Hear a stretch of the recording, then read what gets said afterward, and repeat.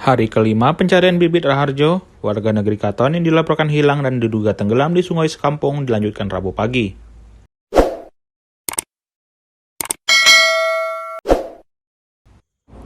Tim SAR gabungan membagi kekuatan menjadi 2 tim.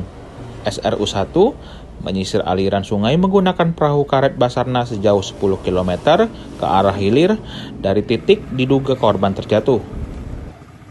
Sementara SRU 2 menyisir jalur darat sejauh 6 km di sepanjang bibir sungai.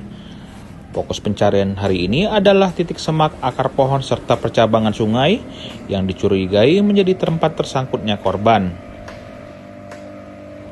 Dan tim Basarnas Lampung, Rahmat, mengatakan pihaknya menyisir lebih teliti, terutama di titik-titik sangkutan seperti semak-semak dan akar pohon. Koordinasi antara tim darat dan air terus dilakukan.